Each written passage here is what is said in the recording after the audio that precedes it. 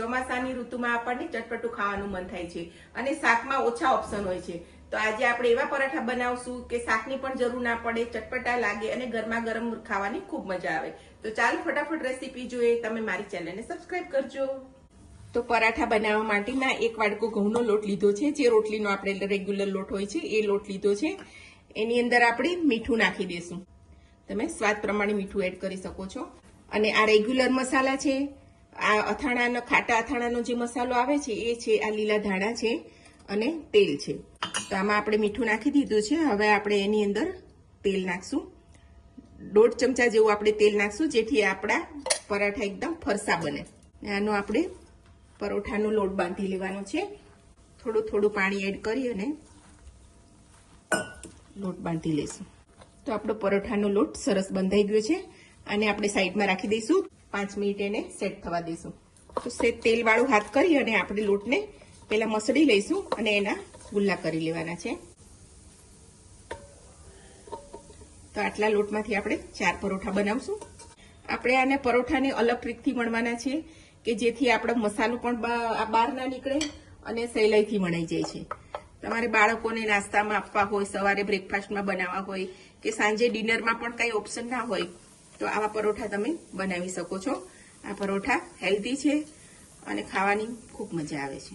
તો આવું મોટું પરોઠું આપણે વણી લેવાનું છે. ત્યાર પછી આની ઉપર પહેલા આપણે તેલ લગાડી લેશું. ત્યાર પછી એની અંદર આપણે મસાલા કરવાના છે. તો આ થોડોક એવો આપણે ખાટા અથાણાનો મસાલો લીધો છે. થોડુંક આપણે મરચું નાખશું, થોડુંક ધાણા જીરું અને સહેજ તેલ નાખી દેવાનું.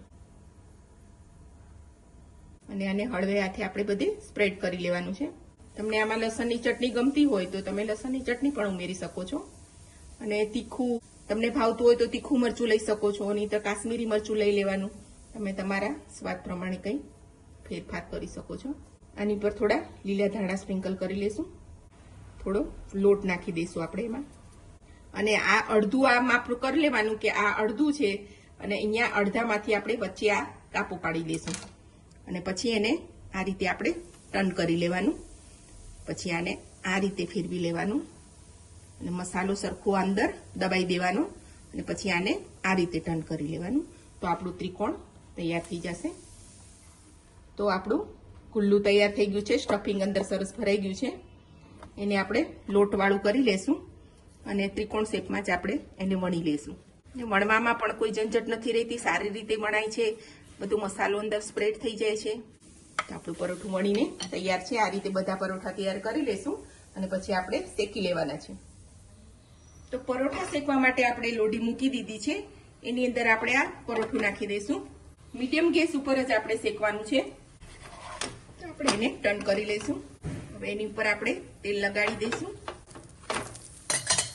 બંને બાજુ તેલ લગાડી અને આપણે એકદમ ક્રિસ્પી શેકવાનું છે.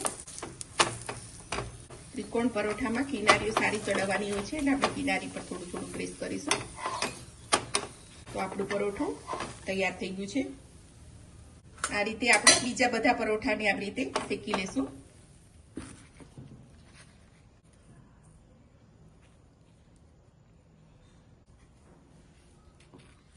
તો આપણા મસાલા પરોઠા તૈયાર થઈ ગયા છે. ખૂબ જ ચટપટા છે, હેલ્ધી છે અને ચોમાસાની અંદર આવા પરોઠા ખાવાની ખૂબ મજા આવે છે. આને તમે ચા સાથે પણ એન્જોય કરી શકો છો, દહીં સાથે પણ એન્જોય કરી શકો છો કે કોઈ પણ ચટણી સાથે ખાવાની પણ ખૂબ મજા આવે છે.